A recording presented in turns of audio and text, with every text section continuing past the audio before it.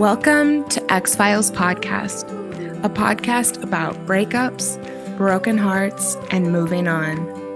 I'm Janice Formicella, a breakup coach passionate about supporting others to heal from their breakups, overcome loneliness, love being single, and see the end of a relationship as the beginning of a magical new chapter in life. I am here each week to share with you the tools that I have learned through my own painful breakups, through hitting rock bottom more than once, and through working with people all around the world to heal their broken hearts. If you are looking for hope and strength to move on from your breakup and resources to enjoy your new single life, you are in the right place, and I've got your back.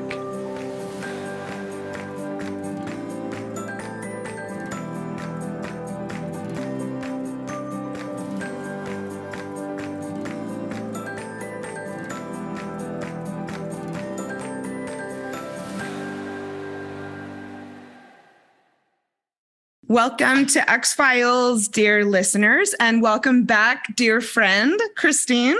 Thank you. I'm happy to be here. I'm happy that you are here. I loved the last episode that we did together, which was anger and breakups, or dealing with anger and breakups. That was such a great episode. Anyone who's listening to this, who's going through a breakup and feeling really pissed off about it, definitely scroll down. It was just a few episodes ago. So that was really wonderful. I enjoyed listening to it because I think I have 5 guest co-hosts who are rotating, and you could just tell that the two of us had a friendship and a background and a history just by the way we talked. And when I was listening to it, I really enjoyed that. Me too. Which is why I like doing the format that I do for my podcast because of that. I like that. Banter like girlfriends. That's the point. And in fact, everybody go and check out 50 Shades of Bullshit. That's 50 spelled out with an F. I appear on that show here and there quite regularly. Last week, we were meant to have a guest come on who didn't show / completely ghosted Christine. Rude. And we just sat and talked for an hour and just...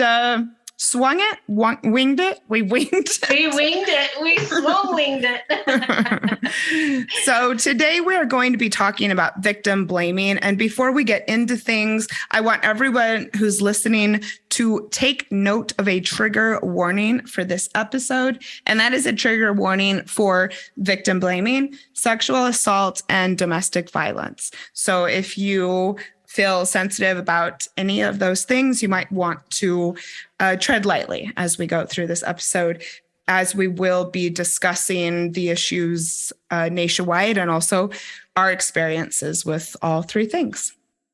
Yeah. So before we get started, again, I just want to let anyone know if you're going through a breakup, I am currently offering one-on-one support. I have 2 openings in my calendar right now. So DM me on Instagram if you would like to learn about that. I would love to support you.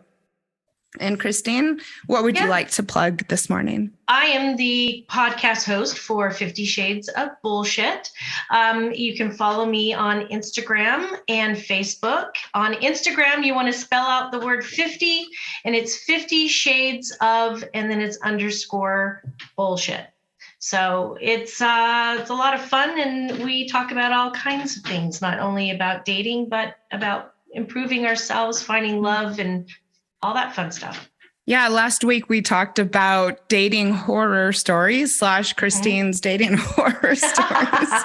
And it's great. It is live, so that's really cool. It's each Thursday night, though you can get the recording as well. Everybody go and follow 50 Shades of Bullshit.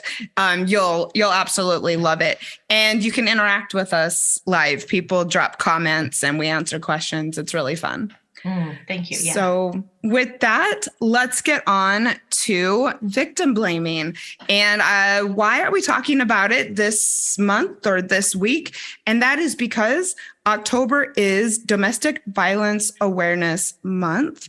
And victim blaming often happens when it comes to abuse of all types. And when I first started X-Files, one of the things that I saw myself doing was special things in October, because I am a survivor, as my listeners will know.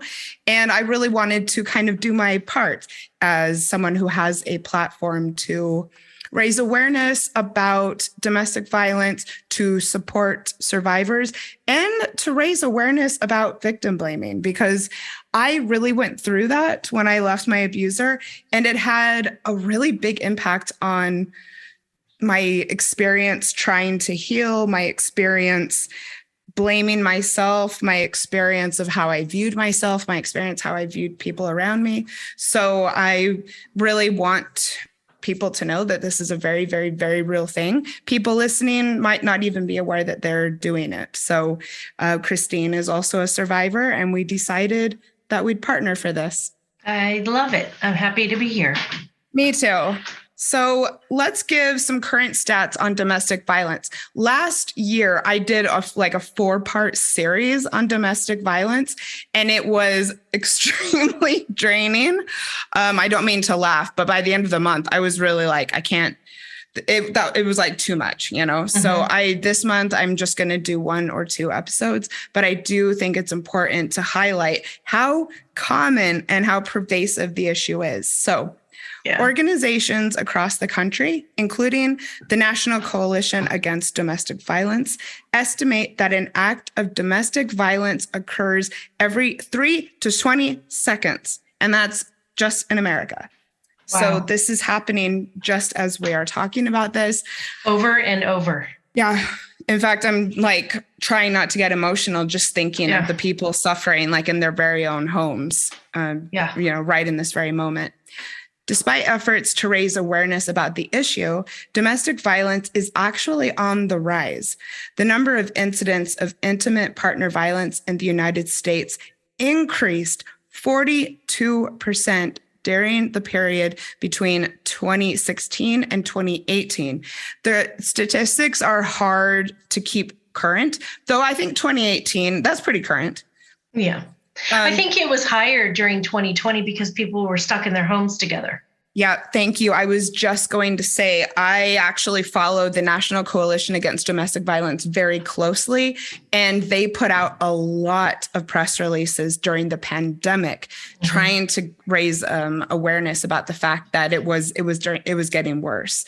I just think that when it comes to publishing statistics, there's a lag time because it takes statisticians and it takes a lot of work to come up with new numbers. But yeah, I mean, even between 2016 and 2018, 42%, that is a massive increase. And it just makes me sick and sad that it's going up rather than down, especially in the wake of Me Too. And victim blaming also happens when it comes to sexual assault of all kinds. It does look like the rates of sexual assault are dropping, but they remain shockingly high. According to RAINN, which is the Rape, Abuse, and Incest National Network, they say every 68 seconds, another American is sexually assaulted. Wow. 1 out of every 6 American women has been the victim of an attempted rape or completed rape in her lifetime. And about 3% of American men, or 1 in 33, have experienced an attempted or completed rape in their lifetime. What is victim blaming? I came across a great website, and that is the Maryland Coalition Against Domestic Violence. And they define victim blaming as victim blaming occurs when the victim survivor of sexual violence is held partially or completely responsible for the harm that they experienced. Victim blaming is a symptom of rape culture in which our society minimizes the severity of sexual violence and normalizes attitudes and beliefs that defend perpetration of sexual violence. While victims of other violent crimes usually do not have to explain what they did to become victimized, victims of sexual violence are all too often forced to defend their actions leading up to an experience of sexual violence. This contributes to difficult environment for survivors to share their stories when they are blamed, disbelieved, and shamed. And this is why so many people do not report. And it's a bullshit question to ask why someone doesn't report. And I want to say this can go hand in hand. Sexual violence and domestic violence, I think, are equally victim blamed. Yeah. Yeah, I will definitely say. And as someone who watches and listens to a ton of true crime, I mean, all the time people talk about why she didn't report, and if it was so bad, why there's nothing on the record. And it's because of victim blaming. And I think that it's a really important thing that we talk about, especially considering that it's getting worse. And I've experienced it, and it's very heartbreaking to think about. But what I went through was extremely violent, and still I was completely blamed for it, like shockingly so. So I thought it was interesting to note that the term victim blaming was originally coined in the 1970s as a way to describe the justification for social injustice and social inequality against Black people. It is now more often used to describe how victims of crimes are blamed for the crimes perpetrated upon them, particularly crimes of sexual assault, domestic violence, and robbery. So, for instance, when I was in college, I had a beautiful bike stolen. I had it locked up, but I had it locked to the wheel. And when I went to get it the next morning, the wheel was there, the bike was gone. And how many people said, darn, you shouldn't have chained your bike to the bike rack? All of them. As though that caused an asshole driving by to stop and use their tools to take the rest of my bike away from the tire. And also, I was a victim of another robbery when I was in grad school. Someone actually broke into my apartment and stole my laptop that was sitting there on my desk. And multiple people asked me if I was sure that I had locked the door when I left that morning, as though like someone walking by who chooses to open someone's door. And I don't know. I thought I've never left my house without locking it. Mm-hmm. So I can't say for sure. I mean, I guess I could have. Yeah, but you not locking the door didn't say, "Hey, robber, my door's unlocked. Mm-hmm. Come and steal from me." I mean, yeah, it's ridiculous. Yeah. I mean, this is very, very personal to me. I was also the victim of. I was a victim of a home invasion when I was pretty young, about 20, and it was when I was home. My neighbor came in, and I woke up from a nap to find him in my bedroom going through my clothes, my underwear drawer to be exact. And I was lucky enough that I thought really quickly in the heat of the moment, and I could tell that he didn't know I was there. I was under my covers. I don't know if he was high or what, but I kind of rustled in my bed as though I was just sleeping to try and scare him. And he darted out of the apartment. Like, it was so terrifying. But yeah, I had a couple of people close to me say I shouldn't have been home in the middle of the day taking a nap. Oh, yeah. Oh my God. Yeah. Yeah. So this, it happens, and it happened to me after I left my abuser as well. And I think that it's important that survivors talk about their stories. So Christine, if you're comfortable, would you like to talk about a few examples of how this has shown up for you both recently and in your past? Yeah, sure. Ooh, this is we're taking this slow. I unfortunately have been a victim of rape 3 times. One by my husband, who was domestic abusing me. So I have a domestic abuse, and he knew I was leaving him, and he raped me, as well as all the violence that happened. I was raped a couple other times that were date rapes. I've experienced, people stalking me as well. And every single time people have said, well, how many times did you say no? Did you say no more than once? You sure you said no? Yeah. Yeah, I'm pretty sure. I had someone stalking me who I had started to go out on a couple of dates with, and they said, did you have sex with him? Did you invite him over? It's like, yeah, I was dating him. Mm-hmm. Yeah. And then when I broke up with him, he chose to stalk me. Mm-hmm. How did you not know what could happen if he went to your house? That was asked of me. I was also asked, what were you wearing? Why didn't you tell anyone? Are you sure you remember what happened correctly?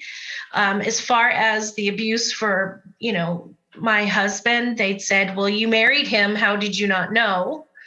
And then why didn't you leave? And why did you stay so long? And one of the most recent things for me is, I'm online dating, and I'm getting a lot of where we go to video chat before we go off of the app, just to make sure they're not catfishing or scamming, or they say who they say they are.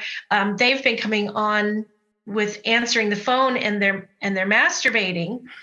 And I did a TikTok and an Instagram video about it. And people have literally said, what did you do to make him masturbate when he video called you? And that came from another guy. What? That came from a man. See, and this is online. These are public comments that people are making shamelessly. Mm-hmm. And so that just goes to show how comfortable people are blaming the victim. I mean, that is a form of assault, to have someone masturbating when you're meant to be having like a video chat. I mean, that's completely non-consensual. And I know, you didn't do anything to cause it. I mean, that's outrageous. Yeah. What's crazy is that in the past, back in the day, you hear about those flashers and that they're arrested for indecency. Well, I think there should be laws against, someone doing that by video. I mean, it's the same exact thing. They're exposing themselves without your consent. And yeah. So it's just it's extremely difficult to prosecute and to go after. But I do believe that is actually completely illegal. Mm. And I'm really sorry that happened to you. Do you mind saying or sharing what was the impact on you to have people saying these things to you, after your experience being assaulted? Yeah. First time I was raped, I was 18. I was a virgin. I was at music camp, and it was my boyfriend that week. And I know that sounds weird to say my boyfriend that week, but I met him at camp.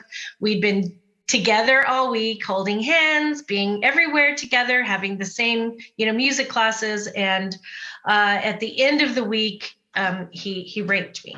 Now, I went to, I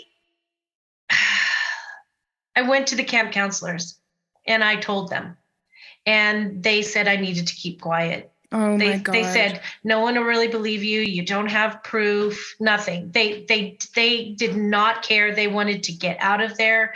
They did not want to help me. They told me to keep my mouth shut. And it's kind of been that way ever since. That taught me that no one's going to believe me, that the guy is always right. It's his word against mine. It's the whole thing. It breaks your spirit, and it makes you think that you're the one that's done something wrong when you haven't. You've done nothing wrong. You're just living your life, and you're being a normal person. You're being a woman, and someone takes advantage of you, and someone does something to violate you. And, people don't want to hear about it. It scares people to hear about it. It makes them think that, something could happen to them, which it can. Yeah. Mm-hmm. Yeah, we're going to talk about the psychology behind victim blaming, and I think you're right. I think it's hard for people to accept that horrible shit happens all the time. Yeah. So I unfortunately have also been subject to victim blaming. I was in a very abusive relationship, ended about it's been a while, 7 or 8 years ago. There was violence involved. I did leave and go back, as many people do who are trapped in the cycle of violence. When I finally left, law enforcement had gotten involved because of an assault that was witnessed by multiple people. And I'm glad in a way that happened, that law enforcement got involved and that there was other people witness to it, because it was like, there was no coming back from that finally. Everything else had happened in private. And while people, believed me, it was just, we're going to reconcile after, after the cops had gotten involved, and he actually got prosecuted. So, however, people weren't very understanding. These were some of the things that I heard that I had people say to my face. You knew he had an alcohol problem and you stayed with him anyways.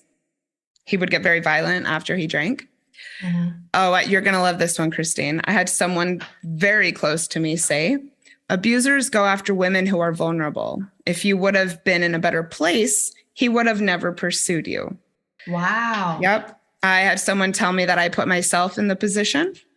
I had people, I had people say, this is why we told you to leave. Mm-hmm. I had someone say, I told you not to go out with him. And I actually had someone ask me once, how can your boyfriend rape you?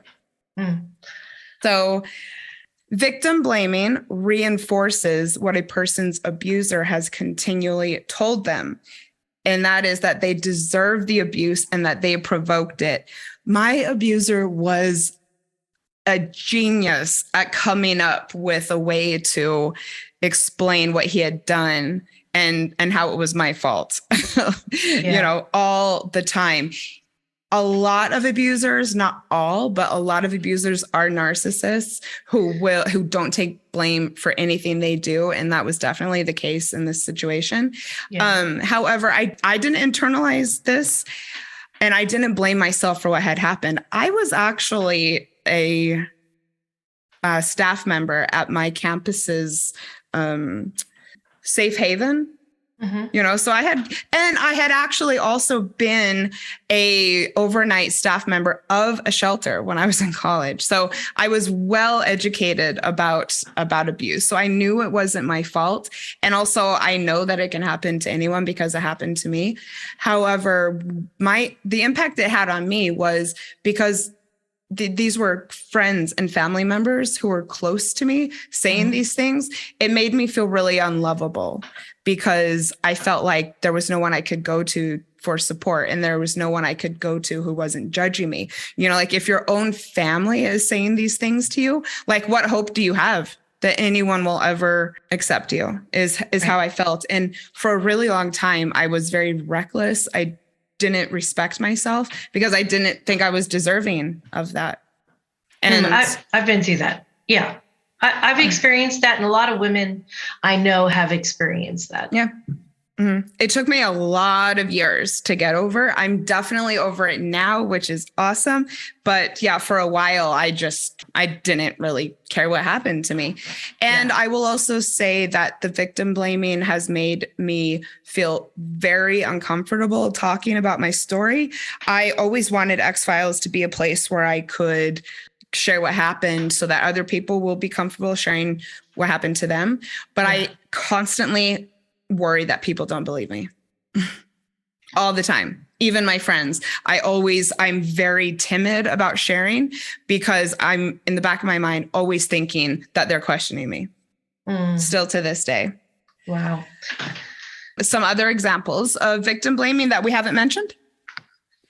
Yeah. People have said, why didn't you go immediately to the police? Well, that's the crazy thing, because when I was married to my domestic abuser, I did go to the police over and over and over. And I lived in Utah.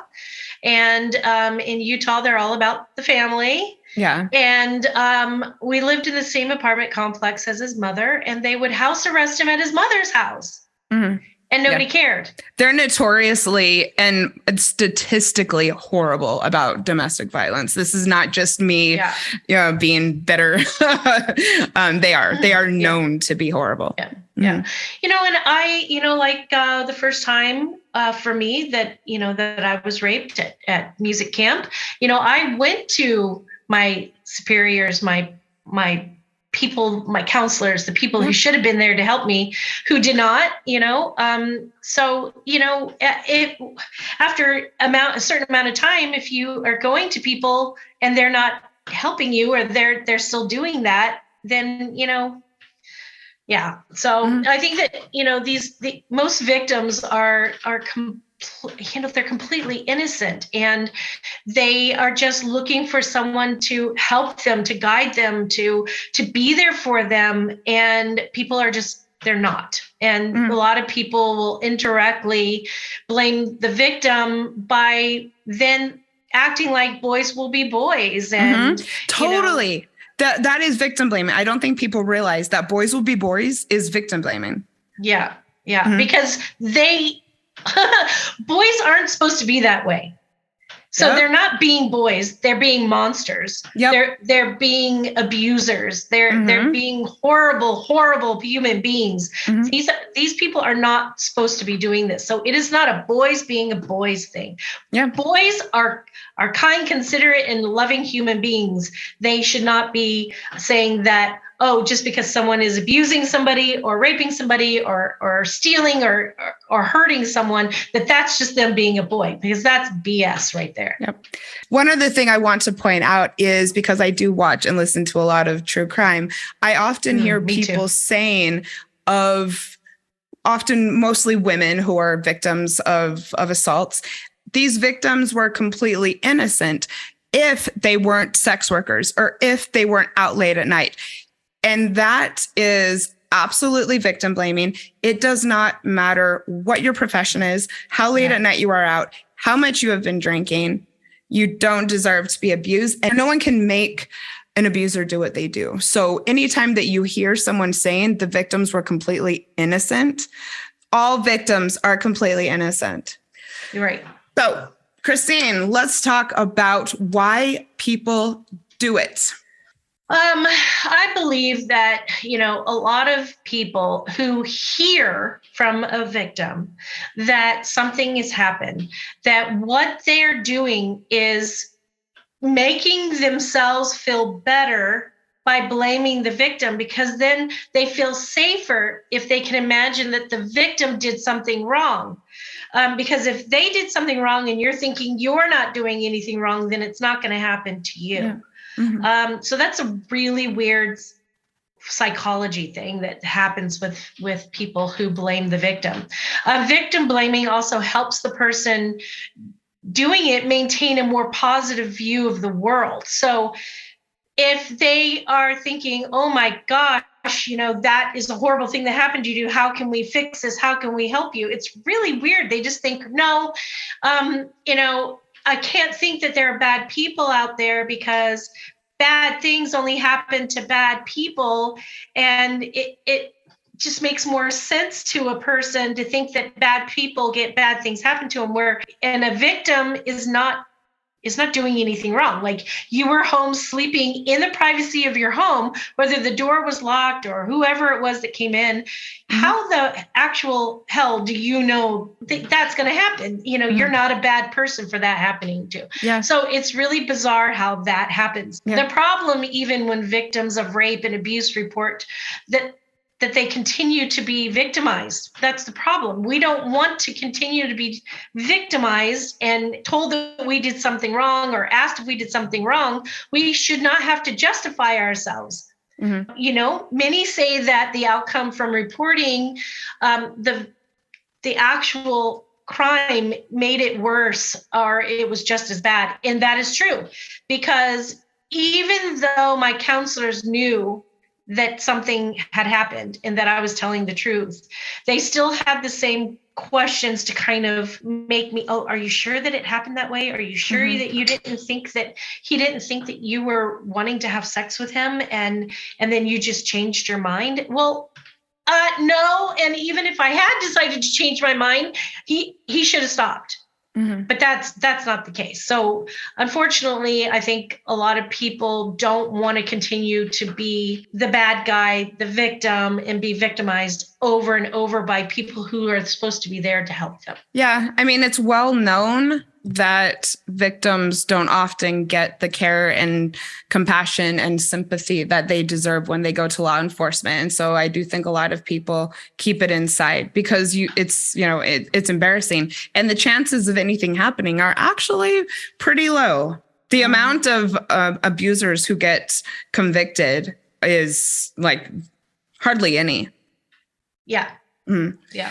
So the fact of the matter is victim blaming is never okay. All right. There's no excuse for this shit. It needs to stop. I also want to say this. It's extremely selfish to blame the person in your life who has been a victim. Anyone who victim blames is only thinking of themselves. They are not thinking of the victim. This is not love. This is not caring. The fact that family members do this is bullshit. I also think that it is interesting to study the psychology behind it. And I think that you are going to probably relate and enjoy this. Laura Naimi of Harvard University and Leanne Young of Boston College have been conducting research that studies the factors that go into what leads someone to victim blame. And this really rang true to me because, as some of my listeners will know, I come from a really, really religious background, and I had family members who were doing the victim blaming to me. So listen to this. From the Atlantic article, The Psychology of Victim Blaming, quote, Naimi and Young identified two primary sets of moral values, binding values and individualizing values.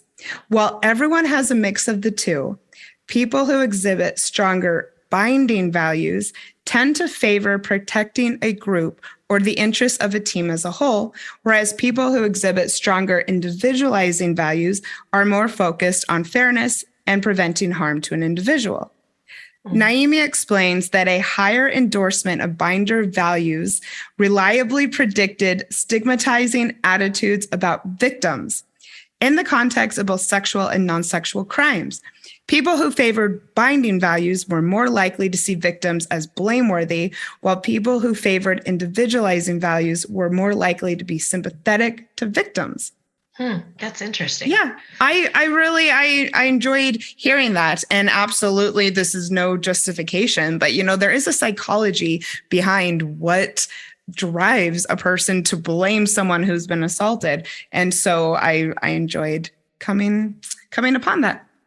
Wow. And it rang true for me, and it might for you as well. I mean, was your music camp a church thing by any chance? No, I did grow up in a very religious home as well.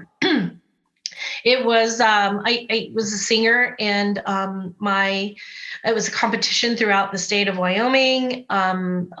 People who were exceptional performers got scholarships to go, and it just was a regular music camp. Okay. And the same thing happened to me actually, Janice. I went home not too long after that to visit my family, and I happened to be talking to somebody on the phone about it. My mother overheard, and then later, said to me,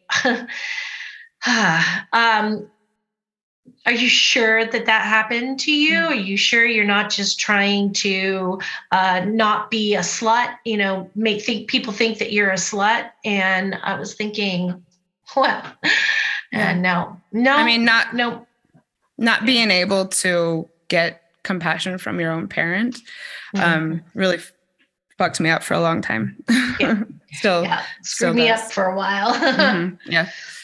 And still to this day, I have to say, just anyone who's out there, who ever has anyone come to you about an assault, I still to this day have such a hard time trusting people because of being told this by the one person you should trust, always be able to trust. Yeah. So let's talk about, go ahead. No. I was just going to say that, the first time I was raped, I was young. I was 18. I was a virgin. I didn't know anything. The second time was with my husband, who was abusing me anyway. But the last one was a handful of years ago, and I was online dating, and I decided to just be friends with this person. And we were just hanging out after hanging out 100 million times. And this happened. And the reason why I never told anybody on this one and didn't report it is because I was going through a horrible time after my divorce, like we talked about in the last episodes about being angry. He used that as an advantage. And I was terrified that people wouldn't believe me. And I was terrified that my ex-husband would accuse me of putting my kids in danger, which they weren't even home. Yeah. And they were never home when he came to hang out with me. I never had male friends over with my daughters there. Mm-hmm. And I was afraid that I would, that he would try to take my daughter away from me because of it. So it can really, really blow up your life. And you have to live with something that you should not have to live with, knowing that someone's walking freely and not having any consequences for something horrible that they did. Yep. These are current things. Anyone who thinks the, climate has changed because of Me Too, I would say that you're probably wrong. So let's talk about the truth about abuse. Yeah. Well, no one deserves to be abused, regardless of their actions, obviously. From the wonderful webpage by insidesouthern.edu, options besides abuse include walking away, talking in the moment, respectfully explaining why an action is frustrating, breaking up with someone. Additionally, abuse is not about individual actions that incite the abuser to hurt his partner, but rather about the abuser's feelings of entitlement to do whatever he wants to his partner. Totally. Yeah. Violence, is a choice. It's the same thing with anything else in your life. Everything is a choice, and violence is a choice. The majority of men and women, The majority of men and young men in our community are not violent. They use violence as a choice. They just want to go the way their mind tells them they want to go. The men who use violence in a relationship choose where and when they are violent. The large majority of offenders who assault their partners control their violence with others, but such as friends and at work and colleagues, and they are perceived actually to be good guys. Yes, totally. Mm-hmm. And then they go home and they dominate and control and they incite. Yeah. So that's the problem. They can control it and they're not. And they're blaming the victim for making them do it. Mm-hmm. More than not, I've been blamed for making somebody say something, making them do something. And I didn't know that I was that magical. Mm-hmm. Yeah. Mm-hmm. Mm-hmm. Yeah. Yeah. I could go into so many examples where my abuser came up with reasons, of why he did things. But the fact of the matter is it's all bullshit. Everything he said was crazy. And I'm laughing because it makes me so uncomfortable to talk about. So just so everyone knows, it's definitely a defense mechanism for me. But if anyone has ever experienced any sort of violence, it was not your fault and you did not cause it. All right. The same men who are at home slapping their wives around are never violent at work. And you know what? People get provoked at work all the time. And they don't go around being violent there. So more truth about violence, more truth about abuse. There are very, very few instances of false reports. Again, from insidesouthern.edu. This was a really great website. Everyone, please go. I'm going to link it in the show notes. It was really great. Reported sexual assaults are true, with very few exceptions. Only 2% of reported rapes are false. This is the same rate of false reporting as other major crimes. You hear quite often when it comes to people who report sexual assault, this whole false report thing, and that we have to look critically at reports of sexual assault. And the fact of the matter is, we don't say this about other crimes. It is extremely, extremely rare. But for some reason, we want to give perpetrators the benefit of the doubt. To this day, there's people on the Supreme Court who have charges against them, who no one took seriously. Yeah. It's fucking offensive. It is offensive. And I'm going to tell you guys something from my soul.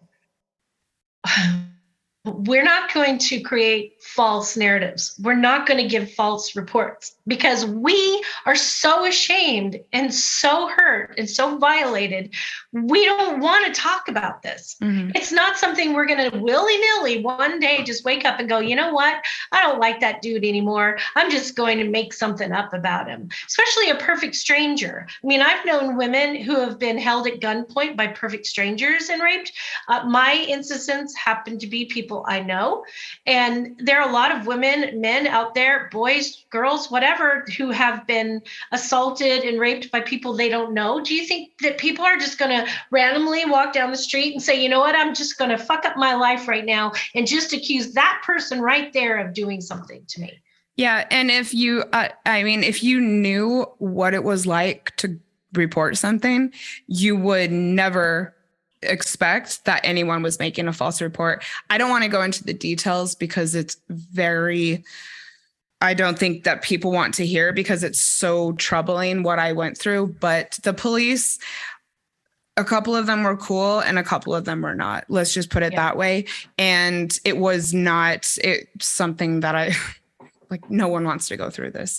Similarly to people who say that divorce is the easy way out. If you've been through a divorce, you want to be saying that because it sucks. So. Yeah, it does. You remember a minute ago, not too long ago, I just said that someone said, did you invite him over to your house? Did you have sex with him? That was from a female officer at the police station. Yeah. It was somebody that I went on a couple of dates. I did not like him. I just said, hey, it's not going to work between us. And it escalated and escalated. And I still have them. I have voicemails of him just escalating out of control, calling me all kinds of names, threatening me. And I went to the police and I said, this guy has to stop. I don't know what to do. And she said, oh, did you invite him over? Did you have sex with him? And I was thinking, what does it matter? Does that, if whether I had sex with him or not, or invited him to my house or not, does that give him the right when I tell him I'm not interested in him to invade my life like that? No, it does not. And I had to say, I literally looked at the police officer. I leaned over the desk and I got right eye to eye with her. And I said, how dare you? How dare you talk to me like that? I don't care who and what anyone says or does. Nobody has the right to violate somebody like that. Don't you ever say that to another person again. How dare you? And she goes, oh, yeah. Do you want me to call him so that he'll stop? And I said, yes, I would. Thank you very much. A lot of people now I can stand up and say, how dare you? But in the past I went, oh man, I did something wrong by dating him. No, that's not okay. Yeah, you're absolutely right. And I will say that my victim blaming mostly came from other women as well. Yeah. So, and that's one thing I really wanted to use X-Files for, is to let people know what this looks like and to hopefully change, the consciousness of people, because you will have someone in your life who comes to you after being assaulted. Or maybe you have someone in your life who's not coming to you because they don't trust you because they hear you saying this shit. Yeah. I don't want to open up a can of worms, but I was horrified at the coverage of the Johnny Depp Amber Heard trial because, oh my God, people were being so insensitive to her experience without, look, everyone who was posting things, defending him, regardless of what happened in their relationship, you're being crass and you're being so insensitive about the issue of domestic violence. And someone in your life was watching you do that and is now going to be more distrustful of you in the future, just so you know. Yeah. So let's talk about being part of the solution, not part of the problem. The point of this episode is to educate listeners about the impact and the destructive nature of victim blaming. So if you would like to be part of the solution, here are a few things that you can do. Mm-hmm. First of all, avoid using language that objectifies or degrades women. Yeah. Every single time that someone tells a joke that objectifies women, it makes it easier for people to say that women deserve what they get. Speak out if you hear someone else making an offensive joke or trivializing rape. And I have to say, some people listening might think, oh, nobody makes jokes about rape. Yeah, they do. I have to say, I've sat and watched people who I respected do it. And it is shocking, but it's more common than people think. I think if you really sat and thought about it, you would come up with an example where someone joked about rape in front of you. If not, keep your ears open because it will happen. Yeah. I actually had someone do that. I heard some guy making a joke and I turned around and I was like, oh my gosh, were you raped? And he was like, what? No. I said, then shut the fuck up. Mm-hmm. You don't know what you're talking about. Keep your mouth shut. This is not okay to talk about. Yeah. Yeah. Agreed. Yeah. And also as far as trivializing it goes, I'm a big fan of manifesting and law of attraction. But if anyone says that, anyone welcomed or manifested their assault, that's bullshit and you suck. Yeah. If a friend says they have been abused, take your friend seriously and be supportive. Don't ask any questions. None of the background really matters. Just be there for this person. Mm-hmm. Think critically about the media's messages about women, men, relationship, and violence. So, Christine, I don't know if you can think of any examples where abuse or violence was glorified in the media, but there are so many. Something that comes to mind immediately for me is multiple Eminem songs. Eminem and Rihanna did a song and a music video, and I don't remember the title, but a lot of listeners will be very familiar with it. About and in the video, they're burning down the house and they're fighting with each other. I can hear it in my head. Yeah, same. And they're fighting with each other and slapping each other. And the fact of the matter is that was actually violence was glorified in this case. A lot of times in TV shows and music videos and movies, it's glorified. Like this man really loves her, or this couple is fire and ice. And, look at how passionate they are. And violence is never okay. It's not. It's never okay. It's not romantic. No. Mm-hmm. Mm-mm. That just kind of, for me, makes me think about the whole BS where people say opposites attract, a narcissist wants empath and and all this. I mean, bullshit. Even that is, I would say, a form of victim blaming to say that empaths attract narcissists. Mm-hmm. No, it's just, it's not true. It's not true. Well, they tend to gaslight, and gaslighting in a sense is victim blaming. It's blaming. It's making you think that you've done something wrong in a situation where, you're considered crazy. You're considered, like we've lost the ability to remember something correctly, whatever.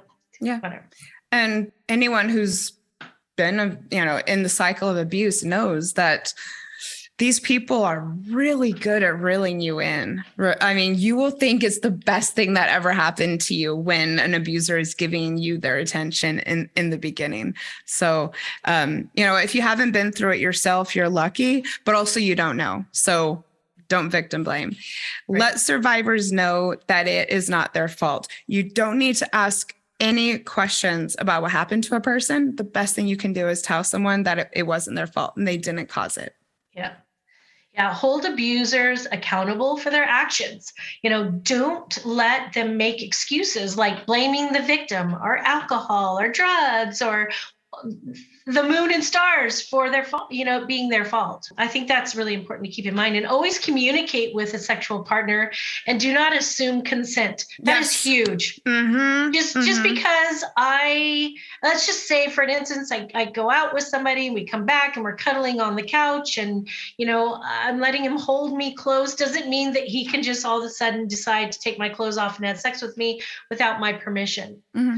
Yeah, we need to start a chain reaction in society, and that is encouraging the idea that consent is sexy. And, defining your own manhood or womanhood is important. Don't let stereotypes shape your actions. I think that's huge. Mm-hmm. Keep that in mind. Yes. And speak up when others are practicing behavior that is sexist, racist, homophobic, transphobic, or how do you say that word? Misogynistic. Yes, I meant to say it and I couldn't say it. Yeah, I agree. So challenge your ideas about gender norms and roles, call out stereotypes and harmful language directed at women. Let's just think about how we're treating each other. Mm-hmm. Let's think about that. Something recently happened to me that you know a lot about. I was dating somebody. We had a business relationship, a friendship, and then a romantic long distance relationship. And a lot of people were involved for the business side. And hardly anybody knew about the romantic side, but a handful of friends. And when I broke up with him, it got really bad. And, verbally with him. And he was verbally abusive. And I was almost afraid to call the men that were involved in the business side to tell them that he was no longer involved, and afraid to say anything. And twice in the last week, I called two of them and just explained to them, because I didn't think they'd want to be part of the show or anymore if he wasn't involved. And they both, and I'm so proud of this moment. It was so great. Both of them said, "Oh, Christine, that rings true.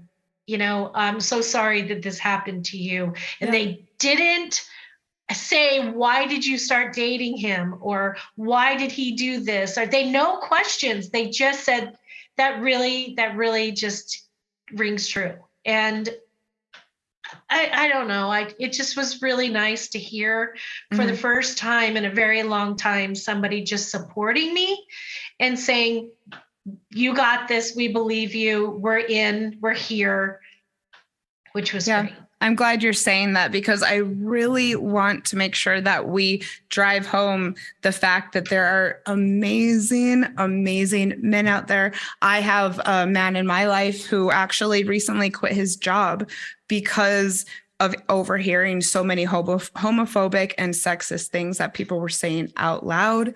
And he's a great guy. And this is, not all men are like this, but we're living in a society where a lot of men are, and it's excused. A lot of men are this way because it's excused. Mm-hmm. And a lot of people are living with the shame and trauma over being assaulted. And that is just made worse by not having more people to go to who just want to listen and just want to believe it. So if you do one thing this October, which is Domestic Violence Awareness Month, educate yourself on victim blaming and take a stand. Make a commitment to yourself and others that you won't let it happen around you. Yeah. Do you have anything else to say? Let's just support each other. Know that if somebody comes to you and tells you something happened to them, that was not easy, that is a very difficult thing to do. And we're not looking for attention. We don't want that attention. No. And the difference when somebody's looking for attention. Just be supportive and loving and ask how you can help. Just knowing that somebody's in your corner can make all the difference. Yes, that is so true. And that is, I think, what we will end the episode on. Thank you, Christine. I know that this was challenging for you, and I appreciate you making yourself or allowing yourself to be vulnerable and sharing this space with me. It was difficult for me as well. I've always thought to myself, should I do an episode and like tell my story? And I don't think I'll ever get to the point where I can. But I still think it's important as someone with a platform to say that this happened to me. The abuse happened to me and the victim blaming happened to me. And it all needs to stop. And if it happened to you, it wasn't your fault. If it happened to you, you will get through it. I am sorry that it happened to you. And there is hope. So hang in there. I agree. All right. See you next time.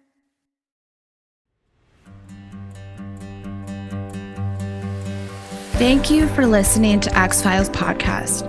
I sincerely hope that you found today's episode inspirational or useful. I would love to support you on your healing journey.